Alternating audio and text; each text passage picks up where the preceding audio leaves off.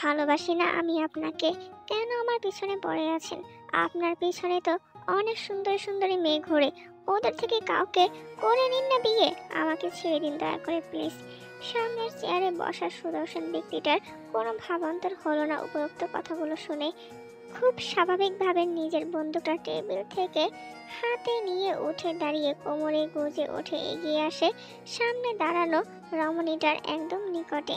দাঁড়িয়ে এসে শান্ত চোখে তাকিয়ে খুব ধীরে কণ্ঠে বলে উঠল, কিন্তু জান, তোমার এই চোখ যে অন্য কথা বলছে।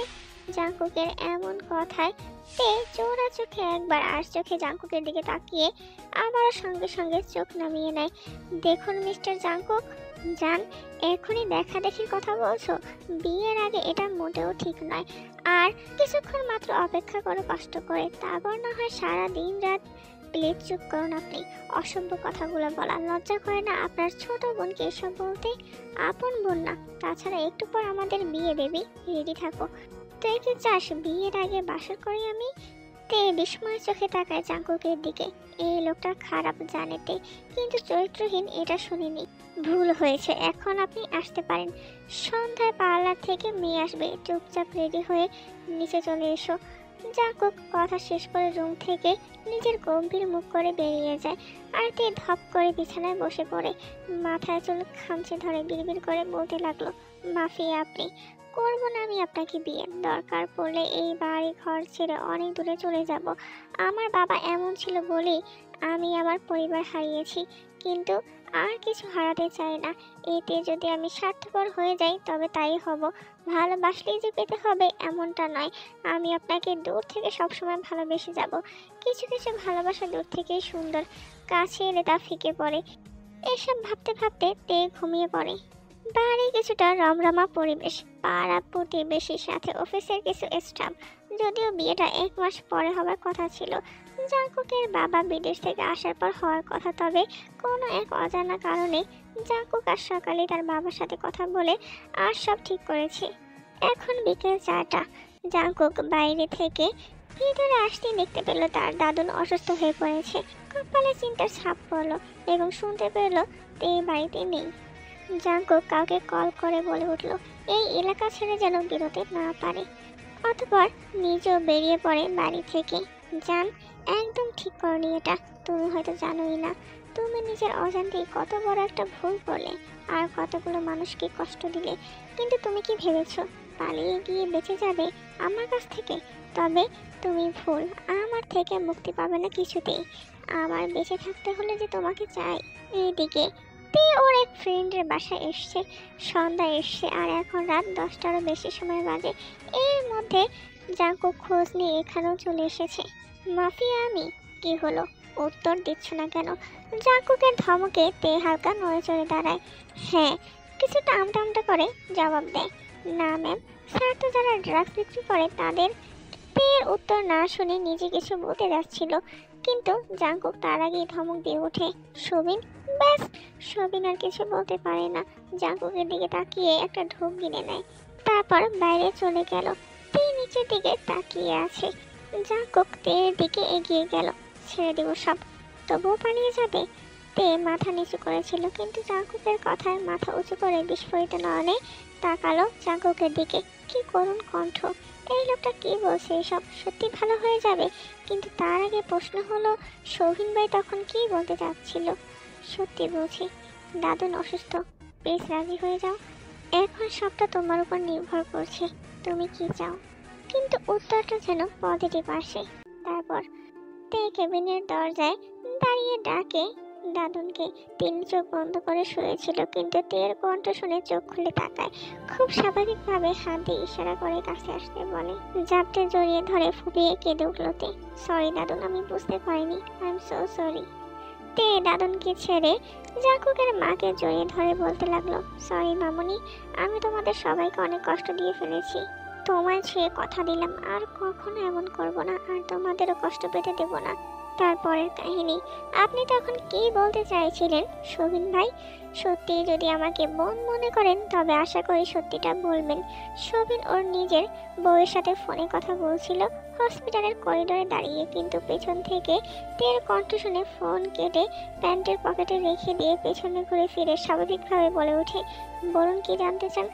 তখন কি বলতে চাইছিলেন? আপনার স্যার যারা ড্রাগস বিক্রি করে তার কি? বলুন না প্লিজ। তে বেশ উত্তেজিত হয়ে প্রশ্ন করে। শোভেন চারদিকে একবার চোখ বুলিয়ে নেয়, তারপর আস্তে আস্তে করে বলে ওঠে, স্যার অনেক বছর ধরে এই কাজটা করে আসছে। যারা ড্রাগস আর নারী পাচার করে তাদের কাজে সফল হতে দেয় না। স্যার মাফিয়া, কিন্তু শুধু খারাপ মানুষের জন্য। এইটুকু জেনে রাখুন ম্যাম। কথাগুলো শেষ করে তেকে কিছু বলতে না দিয়ে শোভেন হস্তদন্ত হয়ে চলে গেল। তে হতভম্ব হয়ে দাঁড়িয়ে আছে, না জেনে শুনে কি করে বসলো ও। আচ্ছা, জাকুব ভাই কি এত বড় ভুল করার পরও বিয়ে করবে ওকে? তে যখন ভাবনায় বিভোর, ঠিক তখনই জাঙ্কুক পেছন থেকে বলে ওঠে, এত রাতে এখানে কি করছে একা একা? জাঙ্কুকের কথা তে সম্মতি ফিরে পায়, তার চারদিকে চোখ বোলায়, তারপর জাঙ্কুকের দিকে ফিরে বলে ওঠে, কই কিছু না। দাদুনকে কাল সকালে রিলিজ দিবে? ডক্টরের সঙ্গে কথা বলে এসেছি। মা বলেছে তোমাকে নিয়ে বাড়ি যাওয়ার জন্য। তে আর কথা বাড়ায় না, জাঙ্কুকের সাথে হসপিটাল থেকে বেরিয়ে যায়। রাত 1:30 বাজে। মানুষজন একদম নেই বললেই চলে। শুধু হসপিটালের আশেপাশে 2-3টা ঔষধ ফার্মেসি খোলা, আর বড় বড় গাড়িগুলো সাই সাই করে আওয়াজ তুলে আবারও চলে যাচ্ছে। বাহিরে ঠান্ডাটা একটু বেশিই লাগছে। তের মনে হচ্ছে হসপিটালের ভিতরে একটু কম ছিল। গাড়ি চলছে নিজ গন্তব্যে, আর বেশি সময় লাগবে না, হয়তো আধা ঘন্টা। জাঙ্কুক দেখছে আর চোখে একটু পর পর তেকে, কিন্তু ওর বেশ মজাই লাগছে কেন জানি। কিন্তু তের মলিন হয়ে থাকা মুখের দিকে তাকিয়ে আর ভালো লাগে না। কিছু ভেবে মাঝ রাস্তায় গাড়ি থামিয়ে নেয়। নিজের শরীর থেকে ব্লেজারটা খুলে তের গায়ে সামনে থেকে জড়িয়ে দেয়। তে হতভম্ব হয়ে একটু নড়ে চড়ে বসে আর চোখে তাকালো জাঙ্কুকের দিকে। আপনার ঠান্ডা লাগবে, মিনমিন করে বলে ওঠে। না, তুমি আমার আশেপাশে থাকলে আমার এসিতেও গরম লাগে, সেখানে এই শীত নিছক তুচ্ছ। তের প্রশ্নে জাঙ্কুকের এমন জবাবে তের শরীর শিরশির করে উঠল। চোখ ঘুরিয়ে মাথা নুয়ে নিল। লজ্জা পেয়েছে কিনা আর কোনো কথা না বলে পুরো রাস্তা চুপচাপ থাকলো তে। গাড়ি এসে বাড়ির গেট দিয়ে ভেতরে প্রবেশ করার পরপরই জাঙ্কুক গাড়ি থামিয়ে গাড়ি থেকে নেমে পড়ে এবং তেও নেমে পড়ে। জাঙ্কুক দারোয়ানকে চাবি দিয়ে গাড়ি গ্যারেজে রাখতে বলে। তেকে নিয়ে বাড়িতে চলে এলো। বিয়ে হয়নি বলে বেঁচে গেলে, নয়তো এই লজ্জা পাওয়া মুখটা তোমার কাল হয়ে দাঁড়াতো। জাঙ্কুক কথাগুলো বলে আগে আগে সিঁড়ি বেয়ে উপরে উঠে নিজের রুমে চলে গেল। তের বাক্যগুলোর মানে বুঝতে মিনিট খানেক সময় লাগে। যতক্ষণে বুঝলো ততক্ষণে বিড়বিড় করে বলে উঠলো, নিজে যেমন অসভ্য, কথাগুলো তেমন অসভ্য। তোমাদের মনে নিশ্চয়ই প্রশ্ন আসছে, তে আসলে এই বাড়ির কি? আসলে তের বাবা জাঙ্কুকের বাবার আন্ডারে কাজ করতো। তের বাবা রাজনীতির সাথে জড়িত ছিল। এক সভায় গোলাগুলির কারণে তের বাবার মৃত্যু হয়, আর সেই শোকে তের মাও মারা যায়। তারপর তেকে নিয়ে চলে আসলো জাঙ্কুকের বাবা নিজের বাড়িতে। পরের দিন দাদন বাড়িতে চলে আসে। তেকে দেখার পর সে অনেকটাই সুস্থ, কারণ তে হচ্ছে তার কলিজার টুকরা। উপন্যাসের বই হাতে দরজা খোলার শব্দে সেদিকে তাকিয়ে দেখলো জাঙ্কুক দাঁড়িয়ে আছে, মুখে আদা খাওয়া আপেল। তে সেদিক হতে চোখ ফিরিয়ে মুচকি হেসে জাঙ্কুককে জিজ্ঞাসা করে, কিছু বলবেন? জাঙ্কুকের কোনো হেলদোল নেই, তের দিকে এক দৃষ্টিতে তাকিয়ে আছে, যা দেখে তের ভুরু কুঁচকে আসে। বই পাশে রেখে বিছানা থেকে নেমে জাঙ্কুকের সন্নিকটে আসে। জাঙ্কুক ভাইয়া, তে জোরে ডাকে। জাঙ্কুক ধর করিয়ে ওঠে, কানে হাত দিয়ে চেপে ধরে চোখ বন্ধ করে নেয়, যা দেখে তে জোরে জোরে হাসতে থাকে। জাঙ্কুক কান হতে হাত সরিয়ে নেয়, হাতে থাকা আদা খাওয়া আপেল গুজে দেয় তের মুখে, তারপর নিজেও চোখ টিপে দিয়ে বলে ওঠে, এটা শেষ করে রেডি হয়ে এসো, আর তুমি চাইলে এভাবে আসতে পারো, আমার কোনো প্রবলেম নেই।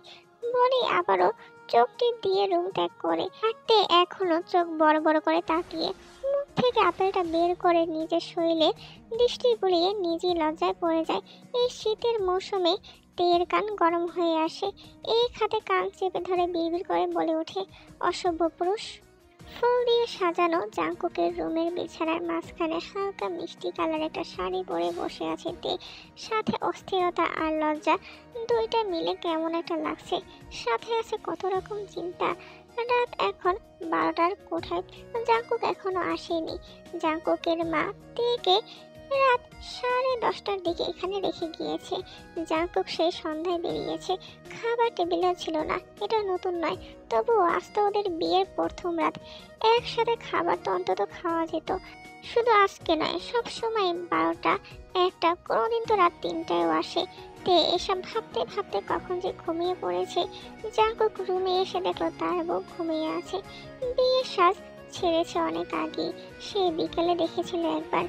তে বাঁকা হয়ে শুয়ে আছে। জাঙ্কুক রুমে এসে ড্রেস চেঞ্জ করে, একটা 3/4 প্যান্ট পরে আর উপরে টি শার্ট। রাত তখন 1:30 ছুঁই পড়ছে।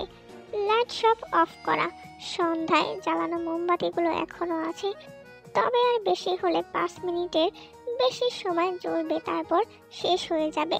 জাঙ্কুক সেসব লক্ষ্য করে রুমে ড্রিম লাইট অন করে দেয়। বিছানায় গিয়ে বউকে সোজা করে শুয়ে দিতে গিয়ে তের তন্দ্রা ছুটে। ধর পড়িয়ে কম্বল সমেত উঠে বসে ডান পাশে দেয়ালে ঘড়ির দিকে তাকিয়ে আবারও জাঙ্কুককে পেছন ফিরে শুয়ে পড়ে। জাঙ্কুক দুষ্ট হাসে। বউ যেহেতু ঘুমে নেই, বাসর তো করাই যায়। জাঙ্কুক আস্তে করে তের চুলগুলো ঘাড় থেকে সরিয়ে নিজের ঠোঁট ছুঁয়ে দেয় সেখানে। কম্বলের নিচ দিয়ে নিজের শক্ত দানবীয় হাতটা তের পেটের উপর রাখে। তে তৎক্ষণাৎ জাঙ্কুকের হাত সরিয়ে দিয়ে উঠে বসে। চোখে টলমল করছে পানি। জাঙ্কুক হকচকিয়ে উঠে যায়। অস্থির হয়ে তেকে আগলে মিঠে মিঠে জিজ্ঞাসা করে, কি হয়েছে, কান্না কেন করছো? তে কিছু বলে না, ফোপাতে থাকে। জাঙ্কুক তেকে বুকের উপর থেকে আলগা করে আলগোছে গালে হাত রাখে। তে জাঙ্কুকের স্পর্শে কেঁপে ওঠে। চোখ বন্ধ করে জাঙ্কুকের পরিহিত কাপড়ের উপর দিয়ে শক্ত করে খামচে ধরে পিঠ। জাঙ্কুক সেভাবেই ধরে রাখে বউকে। এভাবে কাটে অনেকক্ষণ। দুজনেই চুপচাপ। অতঃপর হঠাৎ তে বলে ওঠে, আপনি বলেছিলেন সব ছেড়ে দিবেন। জাঙ্কুক কিছু বলে না, সেভাবে আগের ন্যায় বউকে বুকে নিয়ে চোখ বন্ধ করে থাকে। সময় লাগবে, আস্তে আস্তে চলে আসবো। সত্যি? ঘুমিয়ে পড়ুন। তের কথা শুনে জাঙ্কুক চোখ বড় বড় করে তাকায় তের দিকে। তারপর তের ঘাড়ে নিজের বাম হাতটা রেখে শান্ত চোখে তাকিয়ে বলে ওঠে, বাসর করব না? তে লজ্জা পাচ্ছে। যা এই হালকা ডিম লাইটের আলো তের মাঝেও চোখে পড়ে জাঙ্কুকের। তে আলগোছে জাঙ্কুকের হাতটা নিজের ঘাট থেকে নামাতে চেষ্টা করতে করতে মিনমিন করে বলে ওঠে, ওয়াশরুম যাব। জাঙ্কুক মাথা নেড়ে সরে বসে। তে উঠে ওয়াশরুমে চলে যায়। জাঙ্কুক শুয়ে পড়ে। 5 মিনিটের মাথায় তে বেরিয়ে আসে। জাঙ্কুকের পাশে বালিশে শুয়ে পড়ে। কিন্তু জাঙ্কুক ওকে টেনে এনে নিজের বুকের উপর রেখে শক্ত করে জড়িয়ে ধরে বলে ওঠে, একদম নড়াচড়া করবে না, বাসর তো করতে দিবে না, শান্তিতে একটু ঘুমোতে চাই। তে আর নড়ে না, কিন্তু ওর কেমন অস্থির অস্থির লাগছে। তের মাথাটা জাঙ্কুকের বুকে থাকার ফলে তে জাঙ্কুকের হার্টবিট খুব গভীরভাবে অনুভব করতে পারছে। তেও কানটা জাঙ্কুকের বুকে রেখে হার্টবিট শুনতে শুনতে একসময় ঘুমিয়ে পড়ে। জাঙ্কুক চোখ জোড়া বন্ধ করেছিল এতক্ষণে, কিন্তু ঘুমায়নি। তের ঘন ঘন নিঃশ্বাসের শব্দে জাঙ্কুক চোখ মেলে তাকায়, আর তের মাথাটা প্রথমে নজরে পড়ে। জাঙ্কুক তের মাথার তালুতে চুমু আঁকে আর বিড়বিড় করে বলে ওঠে, তুমি আমার মানসিক শান্তি, তুমি আমার শখের, ভীষণ ভালোবাসি তোমায়, কিন্তু তোমাকে দেওয়া কথাটা আমি রাখতে পারবো না জান। আরো শক্ত করে জড়িয়ে ধরে বউকে। অতঃপর নিজেও ঘুমিয়ে পড়ে। কিন্তু জাঙ্কুক হয়তো জানতোই না তে ঘুমায়নি। সেও শুনছিল জাঙ্কুকের বলা প্রতিটা কথা। তে জাঙ্কুকের দিকে তাকিয়ে কিছু ভাবতে ভাবতে আবারও জাঙ্কুকের বুকে মাথা রেখে ঘুমের দেশে তলিয়ে যায়। সকালে 8টারও বেশি সময় বাজে। তে ঘুমিয়ে আছে আর জাঙ্কুক বউয়ের দিকে তাকিয়ে আছে। রাতে জাঙ্কুক তেকে জড়িয়ে ধরে থাকলেও এখন উল্টো, বউ তার এখন নিচ থেকে শক্ত করে জড়িয়ে ধরে আছে, যার ফলে জাঙ্কুক এখন উঠতে পারছে না। যদি বউয়ের ঘুম ছুটে যায় তাই নিজেও নড়াচড়া করছে না।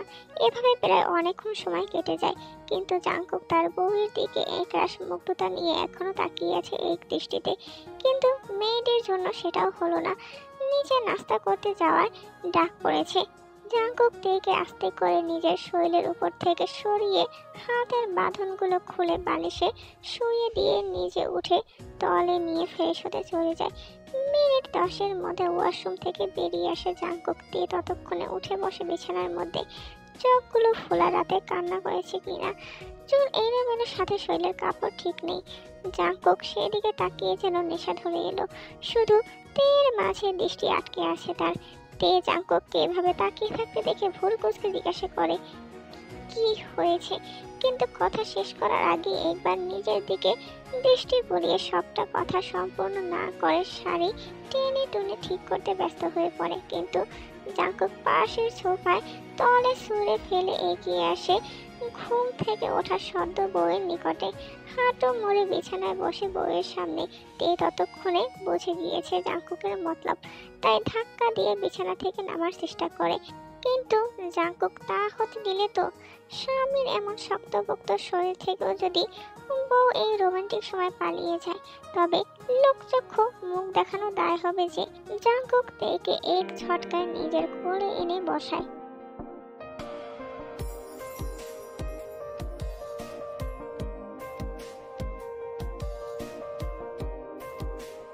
কাঁধ হতে শাড়ির আঁচল সরিয়ে চুমু আঁকে সেখানে। তে কেঁপে ওঠে, শক্ত করে চোখ খিচে বন্ধ করে নেয়। চোখ বন্ধ করে কাঁপা কাঁপা ঠোঁট নেড়ে বলে ওঠে, ফ্রেশ হব, দরকার নেই, করছিলাম না কন্ট্রোল। তুমি তো সবটা আবার এলোমেলো করে দিলে, এখন সহ্য করতে হবে। নিশাতুর কণ্ঠে কথাগুলো বলেই জাঙ্কুক তের মাথাটা ঘুরিয়ে নিজের অদর জোড়া দিয়ে তের অধর চেপে ধরে ভালোবাসার পরশ দিতে থাকে। সাথে নিজের হাত জোড়া অবাধ স্পর্শ করিয়ে যাচ্ছে তের সারা শরীরে। বেশ অনেকটা সময় নিয়ে জাঙ্কুক তের ঠোঁটের উপর রাজত্ব চালিয়ে ছেড়ে দেয়।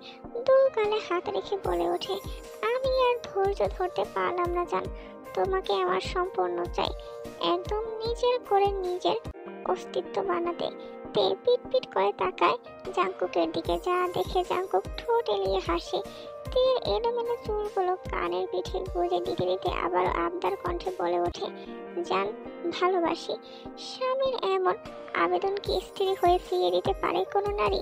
কেউ পারে না। শক্ত করে জড়িয়ে ধরে নিজের ইচ্ছের জানান দেয় তে। জাঙ্কুকও নিজের উত্তর পেয়ে বউকে নিয়ে নিজের ভালোবাসার রাজ্যে পাড়ি জমায়।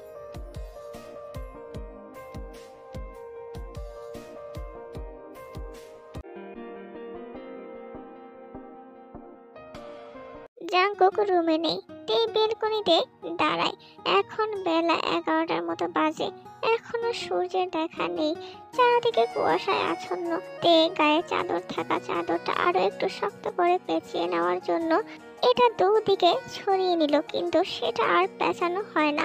ঠান্ডা দুটি হাত পেছন থেকে চাদর সহ আগলে নিল তেকে। তে কেঁপে উঠল, চোখ বন্ধ করে অনুভব করতে পারলো এটা তার ব্যক্তিগত পুরুষটা। তাই মুচকি হেসে নিজেও ঘাড় এগিয়ে দেয় স্বামীর শক্ত চওড়া বুকে। ততক্ষণে জাঙ্কুকের হাত শরীরে থাকা শাড়ি ভেদ করে নিজের দানবীয় হাতের বিচরণ চালায় বউয়ের উন্মুক্ত পেটে। আর একটু শক্ত করে চেপে ধরে বুকের সাথে। বেরোতে হবে, কখন ফিরবো জানি না, কথাটা লম্বা লম্বা শ্বাস টেনে বলে জাঙ্কুক। বউকে নিজের দিকে ফিরিয়ে নিয়ে ঠোঁটের সাথে ঠোঁট মিলিয়ে দেয়।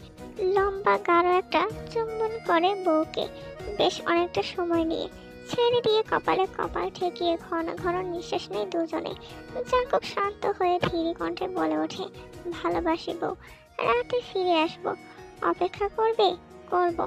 তে ফটাফট উত্তর দেয়। বাসর রাতে ঘুমিয়ে পড়েছিল, এতে তের খারাপ লেগেছিল। আর আজ বিয়ের 1 মাসেরও বেশি সময় হয়ে এলো। রোজ রাতে তে জাঙ্কুকের জন্য অপেক্ষা করতে করতে ঘুমিয়ে পড়ে, তাই আজ জাঙ্কুককে আগে আগে জানিয়ে দিল। জাঙ্কুক বউয়ের এমন উত্তর পেয়ে হাসে। খুব কমই এমন ভাবে হাসে এই ব্যক্তিটি। এমন প্রশান্তময় হাসি তে খুব কমই দেখেছে জাঙ্কুকের। দুজনই দুজনের ভাবনায় বিভোর। আর ঠিক তখনই সবিন রুমের দরজায় নক করে। জাঙ্কুককে যেতে হবে, তাদের যে অনেক বড় একটা কাজ আছে আজ রাতে। জাঙ্কুক আরো একবার বউয়ের ঠোঁটে হালকা করে নিজের ঠোঁট ছুঁয়ে দেয়, তারপর কপালে চুমু খেয়ে সাবধানে থাকতে বলে রুম থেকে বেরিয়ে এলো। পেছন পেছন তেও নিচে নেমে আসে। এদিকে লিভিং রুমে বসে আছে জাঙ্কুকের বাবা। ছেলেকে দেখে উঠে এসে ছেলের কাঁধে হাত দিয়ে বলে ওঠে, সাবধানে, আর আমি সব রকম ব্যবস্থা করে রাখবো। রাত 12:41 বাজে। তে বসে একটা উপন্যাস পড়ছে। একটু আগে জাঙ্কুকের মায়ের রুম থেকে এসছে। সন্ধ্যায় যখন লিভিং রুমে বসে নাস্তা করছিল সবাই, আর ঠিক তখনই একটা কল আসে আর তিনি হস্তদন্ত হয়ে বেরিয়ে যায়। তের কেমন অস্থির অস্থির লাগছে, ভালো লাগছে না কিছু। তে বইটা পাশে রেখে রুম থেকে বেরিয়ে যায়।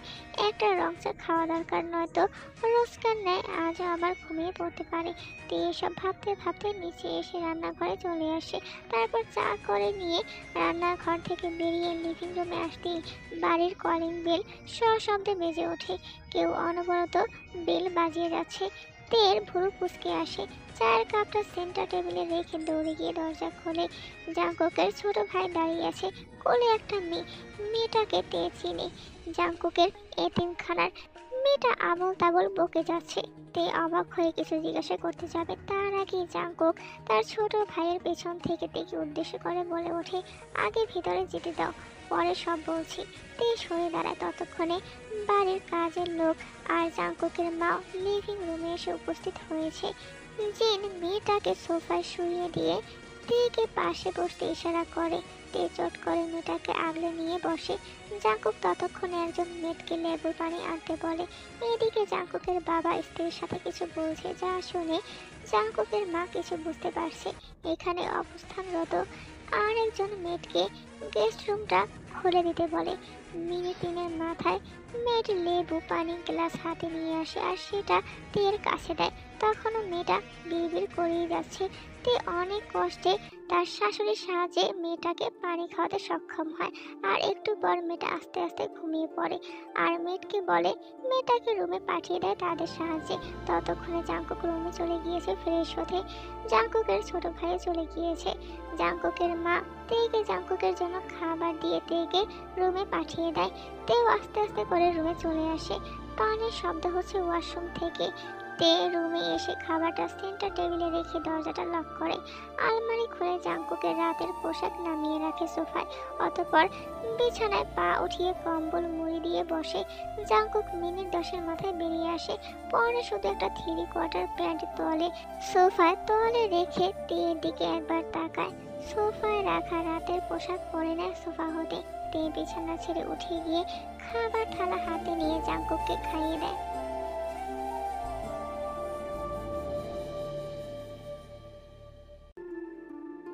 মেয়েটাকে ড্রাগস দেওয়া হয়েছে।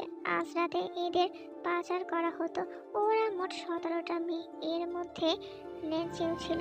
এইটুকু বলেই থামে জাঙ্কুক। তারপর আবার বলে ওঠে, আমাদের এতিমখানার 8 জন, বাকিগুলো বাহিরের।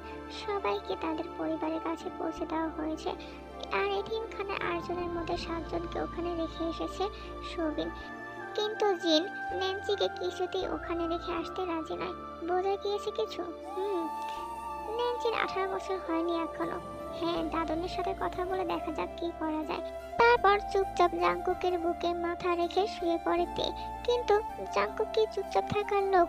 ওহো, নিজেও ঘুমাবে না আর বউকে ঘুমাতে দেবে না। কাল ভার্সিটির প্রথম দিন। তে মাথাটা একটু উঁচু করে ঘুম ঘুম করে পিটপিট করে তাকিয়ে আস্তে করে বলে ওঠে। জাঙ্কুক তৎক্ষণাৎ অনেকটাই বউকে আগলে নিয়েছিল, কিন্তু তের আবদার শুনে থেমে যায়। দু হাতে বউকে শক্ত করে চেপে ধরে চোখ বন্ধ করে লম্বা শ্বাস ফেলে বলে ওঠে, জিন দিয়ে আসবে, আমার একটা কাজ আছে, তবে আমি নিতে যাব। তে ঘুম ঘুম কণ্ঠে আচ্ছা বলে। হয়তো ঘুমিয়ে পড়েছে, তাই জাঙ্কুক আর কিছু বলে না, নিজেও চোখ বন্ধ করে ঘুমানোর চেষ্টা করে। তে সকালে ঘুম থেকে উঠে জাঙ্কুককে পায় না। ফ্রেশ হয়ে ভার্সিটির জন্য রেডি হয়ে নিচে আসে। জাঙ্কুক বাদে সবাই নাস্তা টেবিলে আছে, কাল রাতের ন্যান্সি নামের মেয়েটাও। তারপর নাস্তা করে সবার কাছ থেকে বিদায় নিয়ে জিনের সঙ্গে ভার্সিটির উদ্দেশ্যে বেরিয়ে এলো। জিন ড্রাইভিং সিটে বসে, তে ফ্রন্ট সিটে বসে আছে। জিনকে আজ বেশ ফুরফুরে লাগছে, যা দেখে তে ঠোঁট টিপে হাসে, কিন্তু জিনের চোখে তা পড়ে না। তে নিজেকে স্বাভাবিক করে জিনকে উদ্দেশ্য করে বলে ওঠে, একবারও আগে বলনি ভাইয়া। জিনের কথাটা বুঝতে একটু সময় লাগলো। বুঝতে পেরে লাজুক হাসলো। তারপর তের দিকে একটু করুণ কণ্ঠে বলে ওঠে, বলতাম কিন্তু ভয় করতো যদি ভাইয়া বা বাবা না মানে। তে ভুরু কুঁচকে বলে উঠল, এটা কোনো যৌক্তিক কথা নয় ভাইয়া। অতঃপর গাড়ি চালাতে চালাতে জিন তার মনের কথাগুলো নেন্সি সম্পর্কে তেকে বলিয়ে দিল। তে মুস্কি এসে নেমে জিনের সঙ্গে ভার্সিটির ভিতর প্রবেশ করে। জিন তেকে ভার্সিটিতে রেখে আবার বাড়ি চলে গিয়েছে। তেও ভার্সিটির ক্লাস করতে লাগলো এবং ক্লাসগুলো শেষ করলো। তে ঠিক নিজের ভাবনায় বিভোর। ঠিক তখনই একটা কালো গাড়ি এসে থামে ওর সামনে, আর সেটা থেকে জাঙ্কুক বেরিয়ে আসে। তের কাছে এসে গাড়ির দরজা খুলে দিয়ে তেকে বসতে ইশারা করে। তে জাঙ্কুকের দিকে তাকিয়ে থেকে গাড়িতে উঠে বসে। জাঙ্কুক একটা ফর্মাল সাদা শার্ট পরে আছে, সাথে কালো প্যান্ট। বেশ লাগছে, এমনিতেই সুন্দর, তার মধ্যে এখন আরো আকর্ষণীয় লাগছে, যার জন্য এখানে অবস্থানরত সব মেয়েগুলোর দৃষ্টি জাঙ্কুকের দিকে। কিন্তু জাঙ্কুকের সেদিকে ধ্যান নেই। সে নিজের মতো সানগ্লাস চোখে দিয়ে গাড়িতে ওঠে। তে বসে আছে, সিট বেল্ট বাঁধেনি। জাঙ্কুক এগিয়ে এসে সেটা বেঁধে দিয়ে বইয়ের কপালে এসে পড়ে থাকা ছোট ছোট চুলগুলো কানের পিঠে গুঁজে দিয়ে কপালে একটা চুমু খেয়ে সরে আসে। তে হঠাৎ বলে ওঠে, কষ্ট হচ্ছে? দরকার ছিল না, আমি যেতে পারতাম।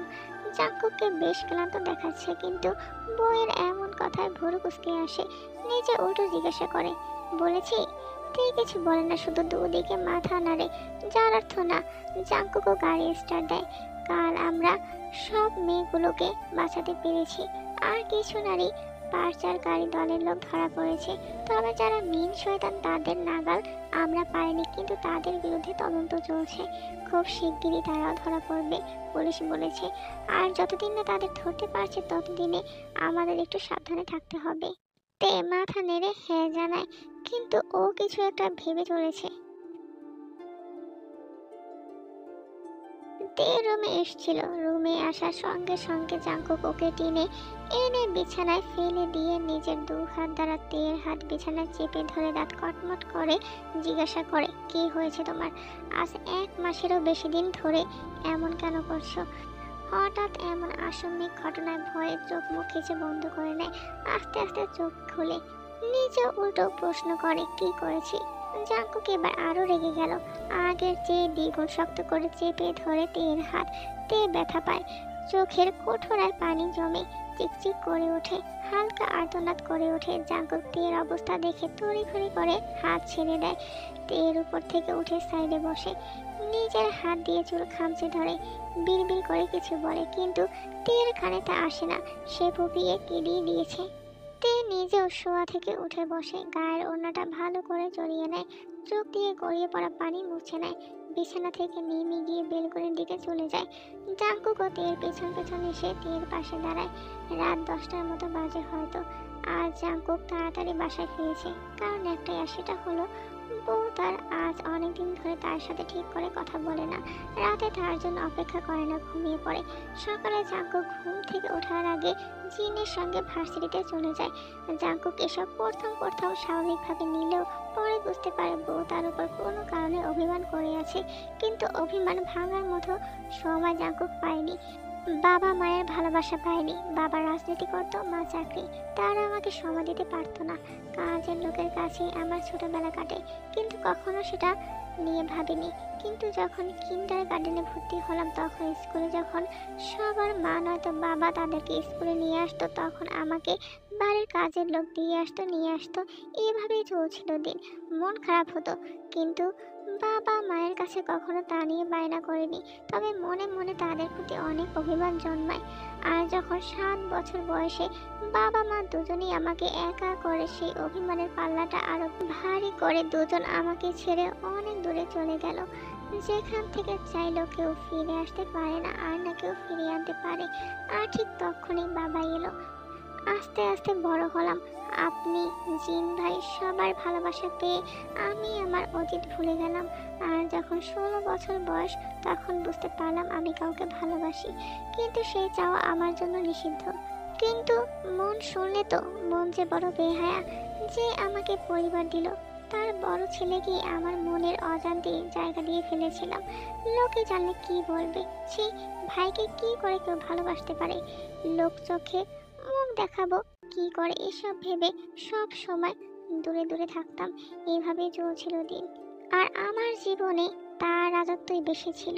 আমি মাঝে মাঝে ভাবতাম সে কি আসলে আমাকে বোন মনে করে, কিন্তু যখন জানতে পারলাম সে মাফিয়া, তারও অনেক বড় গ্রুপ আছে আর সে সেখানকার লিডার, সেদিন অনেক কেঁদেছিলাম, যদিও সেই কান্নার কোনো মানে ছিল না। আর পরে যখন আমাদের বিয়ের কথা শুনলাম খুশি হয়েছিলাম, কিন্তু আপনার প্রফেশনের কথা মাথায় আসতেই সেই খুশি বেশিক্ষণ স্থায়ী হয় না। একটু স্বার্থপর হয়ে আপনার থেকে দূরে যেতে চেয়েছিলাম, কিন্তু আপনি সেটাও হতে দিলেন না। সে যাই হোক, আপনি তো আমায় কথা দিয়েছিলেন এসব ছেড়ে দিবেন, তবে এখন কেন তা হচ্ছে না? প্লিজ আপনি এসব আর করবেন না। আমি শান্তিতে সংসার করতে চাই, পরিবারের প্রতিটা মানুষকে আগলে রাখতে চাই, একটা সুস্থ সুন্দর স্বাভাবিক জীবন চাই, পরিবার নিয়ে ভালো। তে এক নিঃশ্বাসে সব কথাগুলো বলে, কিন্তু লাস্ট কথাগুলো বেশ উত্তেজিত হয়ে হাঁপিয়ে বলে, তবে লাস্ট কথাগুলো সম্পূর্ণ করতে পারে না। তার আগে ঢলে পড়ে জাঙ্কুকের উপর। জাঙ্কুক আগলে নেয় বউকে, অস্থির হয়ে কয়েকবার ডাকে, কিন্তু তে কোনো রেসপন্স করে না। জাঙ্কুক তেকে কোলে তুলে নিয়ে এসে রুমে বিছানায় শুয়ে দেয়। মাকে ডাকে, মুহূর্তের মধ্যে বাড়ির মেয়ে থেকে শুরু করে সবাই সেখানে হাজির হয়। ডক্টরও চলে আসলো। বলেছি না বেশি লাফালাফি না করতে। তে জাঙ্কুকের কথা পাত্তা দেয় না, নিজের মতো করে রুম ছেড়ে বেরিয়ে যাওয়ার জন্য দরজার দিকে পা বাড়াতেই জাঙ্কুক খপ করে ওর হাত ধরে আটকে দেয়। হাতে থাকা প্যাকেটগুলো পাশে দরজার কাছে থাকা টেবিলে সেগুলো রেখে দিয়ে ঝট করে কোলে তুলে নেয় বউকে, বিছানায় শুয়ে দিয়ে নিজেও তের উপর হালকা ঝুঁকে পেট থেকে জামাটা সরিয়ে সেখানে নিজের ঠোঁট ছুঁয়ে দেয় পরপর কয়েকবার। তে কেঁপে কেঁপে ওঠে, কিন্তু চুপচাপ বেডশিটে খামচে ধরে চোখ বন্ধ করে রাখে। জাঙ্কুক নিজের মতো করে কতক্ষণ নিজের অস্তিত্বের সাথে বকবক করে। হ্যাঁ, সেদিন ডক্টর বলেছে তে প্রেগনেন্ট, 6 সপ্তাহ চলে। তে খুশি হয়েছে কিনা দেখে বোঝার উপায় নেই, তবে জাঙ্কুক ভীষণ খুশি। এটা তার কেয়ার যত্ন দ্বিগুণ করেছে বউয়ের প্রতি। সবাই যখন চলে গিয়েছিল সে রাতে তে আর ঘুম থেকে ওঠেনি, কিন্তু জাঙ্কুক সে রাতে আর ঘুমায়নি, সারা রাত বউয়ের পাশে বসে কাটিয়ে দিয়েছে।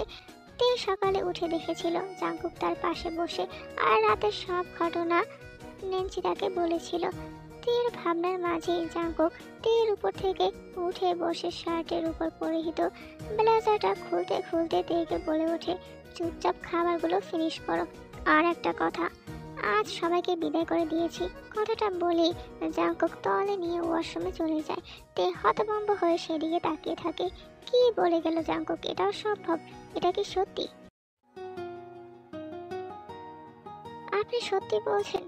জাঙ্কুক মাত্র ফ্রেশ হয়ে বেরিয়েছে, টয়লেটটা বেলকনিতে দিয়ে রুমে আসার সাথে সাথে তে জাঙ্কুকের গলা ধরে কথাটা বলে ওঠে,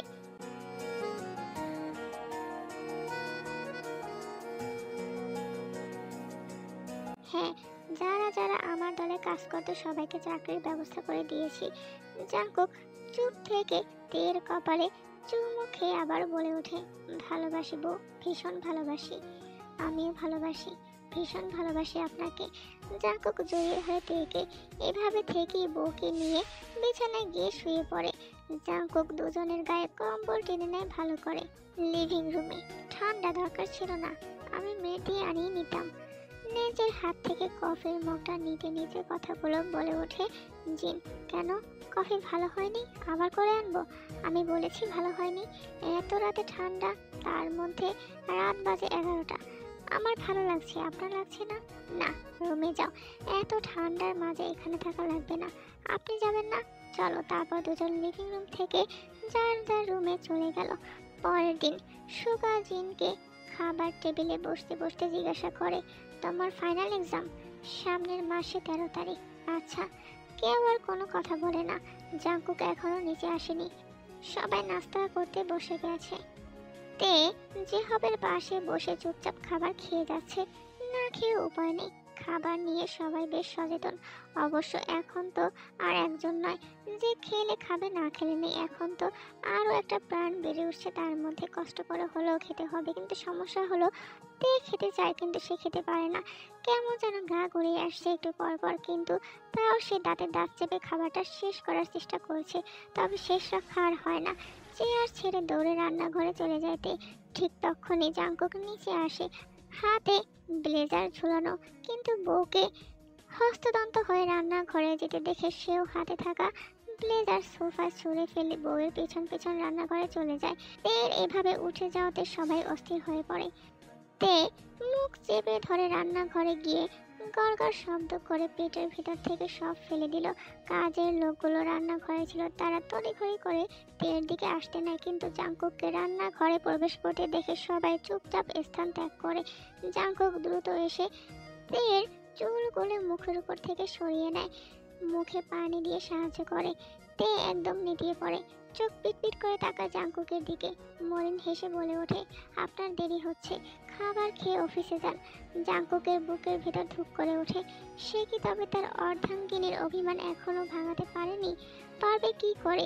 সে যে কয়দিন অনেকটা দূরে ছিল তার প্রেয়সী থেকে, আর একদিনেই কি সেই অভিমান, এক রাতে আর কিছু কথা দিয়ে এতদিনের অভিমান ভেঙে দিতে পারে?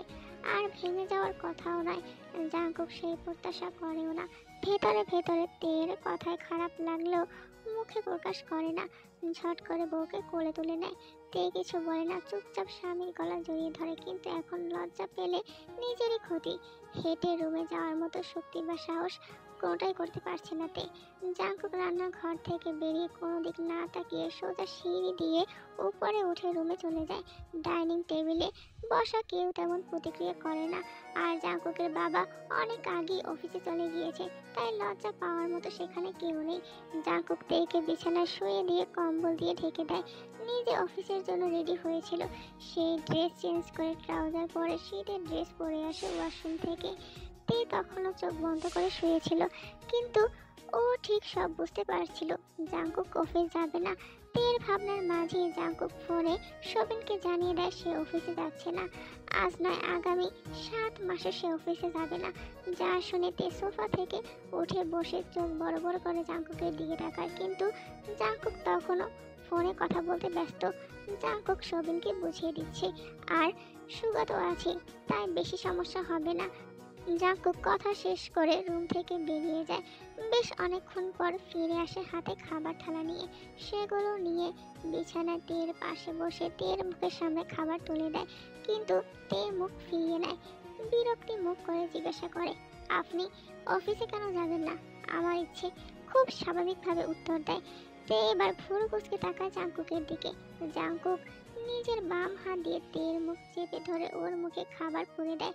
তে আর কিছু বলে না, খাবার খেতে থাকে, কিন্তু 2-3 বার নেওয়ার পর আবার গা গুলিয়ে আসে। জাংকুক তাড়াতাড়ি করে উঠে গিয়ে চট করে ড্রয়ার খুলে সেখান থেকে তেঁতুলের আচার নিয়ে আসে আর তেকে খেতে দেয়। তে তৃপ্তি নিয়ে খায়, কেমন সুখ সুখ অনুভব হয় তে, আর ভাবে অভিমান তবে কাজে দিল। ভেবেই মুচকি হাসে। রাতে সবাই খাবার খেয়ে লিভিং রুমে বসে কথা বলে। জিন আর ন্যান্সির বিয়ে সব ঠিকঠাক করে নেয়। জিনের ফাইনাল এক্সামও শেষ হয়ে যাবে, আর এক্সামের পরপরই বিয়েটা হবে। তের পেটটা এখন একটু উঁচু হয়েছে, 5 মাস চলে। জাংকুক ল্যাপটপে কাজ করছে, আর তে জাংকুকের দিকে তাকিয়ে আছে। জাংকুক এক মনে কাজ করছিল, কিন্তু বউকে এভাবে তাকিয়ে থাকতে দেখে ইশারা করে জিজ্ঞাসা করে কি হয়েছে। তে মাথা নেড়ে জানায় কিছু না। তারপর একটা হাত পেট থেকে রেখে শোয়া থেকে ওঠার চেষ্টা করে। জাংকুক ততক্ষণে ল্যাপটপ পাশে রেখে বউকে এসে ওঠাতে সাহায্য করে। উঠতে পারতাম, কাজ করেন আপনি। জাংকুকের গালে একটা হাত রেখে বলে ওঠে তে। জাংকুক তের হাত টেনে এনে ঠোঁট ছুঁয়ে দেয় হাতের তালুতে। তারপর তের মুখের উপর পড়ে থাকা ছোট ছোট চুলগুলো কানের পিঠে গুঁজে দিয়ে কপালে চুমু খেয়ে বলে, আগে আমার অংশ অস্তিত্ব, তারপর বাকি সব। ভালোবাসি বউ, কিছু হলে যে মরে যাব। জাংকুকের মুখে মরে যাব কথাটা শুনে তের বুকের ভিতর ধকধক করে ওঠে। কিচ্ছু হবে না, আমার না আপনার অস্তিত্বের আল্লাহ আছে, ভরসা রাখুন। জাংকুক শোনে কিন্তু কিছু বলে না। সে তো এক দৃষ্টিতে বউয়ের ঠোঁটের দিকে তাকিয়ে আছে। অনেক দিন আদর করি না বউ, একটু করি, বেশি না, জাস্ট একটু যান। জাংকুক তীর ঠোঁটে নিজের হাতের তর্জনী আঙুল দিয়ে সিলেক্ট করতে করতে নেশালো কণ্ঠে কথাগুলো বলে ওঠে। তে জাংকুকের স্পর্শে সারা শৈলী কেঁপে উঠল, মুখ দিয়ে কোনো বাক্য বের করতে পারল না। কাতর হয় জাংকুকের হাতের এলোমেলো স্পর্শে, শক্ত করে জড়িয়ে ধরে নিঃশ্বাস নিতে থাকে। জাংকুকও আগলে নেয় বউকে, দুইটা ভালোবাসার মানুষ একে অপরের সাথে আরো একটা সুন্দর রাত কাটায়।